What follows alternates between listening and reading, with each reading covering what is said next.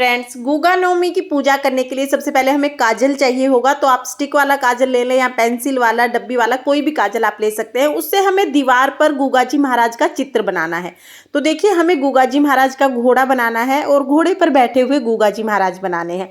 कोई विशेष आकृति बनाने की जरूरत नहीं है, बस आपको एक घोड़े की आकृति जैसी भी आपसे बन जाए वो बनानी है और उसके ऊपर आपको गुगा जी महाराज बनाने हैं। मतलब ऐसा लगना चाहिए कि कोई घोड़े पर बैठा हुआ है। देखिए, इस तरह से हम एक चित्र बना लेते हैं गुगा जी महाराज का और फिर उसका हम पूजन करते हैं। आप चाहें तो आप मार्केट से भी चित्र ला सकते हैं, गुगा जी महाराज की फोटो मिलती हैं, आप वो लाकर पूजा कर सकते हैं। लेकिन हमारे यहाँ पर इस तरह से दीवार पर ही ये चित्र बनाया जाता है और फिर उसका पूजन किया जाता है। अब देखिए, घोड़ा बन गया है। अब इसके ऊपर हम गुगा जी महाराज बना देंगे। तो बस ऐसे ही रफली हम इस तरह से बना देते हैं। हर बार इसी आकृति में हम लोग बनाते हैं। उसके साथ ही देखिए, हम यहाँ पर नाग नागिन का जोड़ा बनाएंगे। तो एक जोड़ा इधर बना दिया है, एक जोड़ा हम इधर बना देंगे। इस तरह से हमारे यहाँ पर चित्र बनाया जाता है। देखिए, गुगा जी महाराज मैंने बना लिए हैं। अब हम पूजन करेंगे और हमारे यहाँ पर हम रसोई में यानी किचन में ही पूजन कर लेते हैं। आप घर में कहीं पर भी पूजन कर सकते हैं, मंदिर के आसपास भी पूजन कर सकते हैं या आंगन में कर सकते हैं। सबसे पहले हम जल के छींटे लगाकर शुद्धिकरण कर लेंगे। उसके बाद हम घी का दिया जलाएंगे। घी का दिया जलाने के बाद देखिए, हम गेहूं रखते हैं। गुगा जी की पूजा के लिए हमें गेहूं या बाजरा, कोई भी चुग्गा लेना होता है। कोई भी अनाज आप ले सकते हैं। इसके साथ में ही ढेरी बनाकर भी आप नीचे जमीन पर ही डाल सकते हैं या किसी बर्तन में भी रख सकते हैं। उसके बाद देखिए, हमें तिलक लगाना है। तो हल्दी का तिलक हमें जरूर लगाना है। सबको हम हल्दी का तिलक लगाएंगे।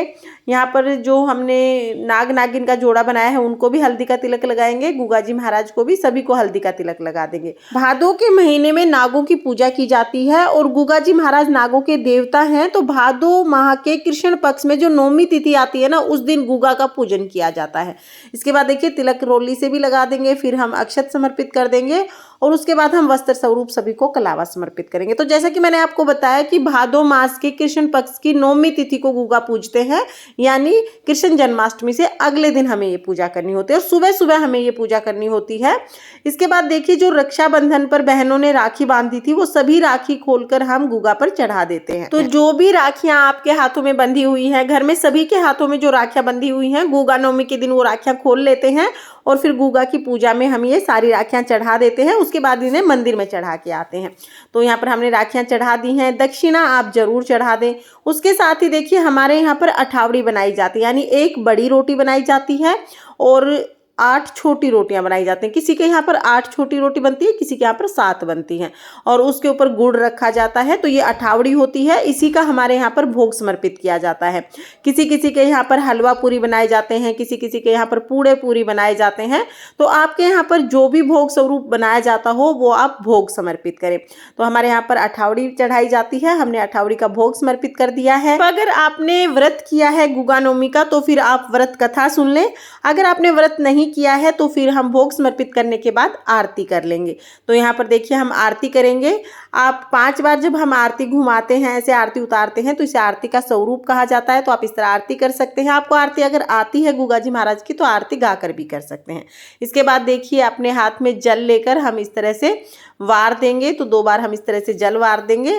इसको मिनसना कहते हैं। तो ये सारी चीजें हम मिनस कर बाद में ये जो जल है ये सूर्य देवता को अर्घ दे देंगे और इस तरह से हम गुगा नवमी की पूजा करते हैं। गुगा नवमी की पूजा करने का बहुत ही सरल तरीका होता है। बहुत सरल विधि से पूजा की जाती है। और देखिए, पूजा के बाद जो भी हमने अठावड़ी चढ़ाई है, अनाज चढ़ाया है, राखी और पैसे, जो भी चीजें हमने चढ़ाई है, ये सभी गुगा जी महाराज के मंदिर में हम लोग चढ़ा के आते हैं। हमारे नजदीक ही गुगा जी महाराज का मंदिर है, आसपास ही वहां पर मेला लगता है और वहां पर जाकर हम मंदिर में सारी चीजें चढ़ा के आते हैं। अगर आपके आसपास गुगा जी महाराज का कोई मंदिर नहीं है तो फिर आप ये सारा सामान कुम्हार को दान दे सकते हैं या आप किसी भी मंदिर में चढ़ा सकते हैं। गुगा नवमी की ये सरल पूजा विधि अगर आपको पसंद आई हो तो वीडियो को लाइक करना और अगर आपने अभी तक चैनल को सब्सक्राइब नहीं किया है तो प्लीज चैनल को सब्सक्राइब कर लेना। फिर मिलते हैं किसी और वीडियो के साथ। तब तक के लिए जय हो गुगा जी महाराज। राधे राधे।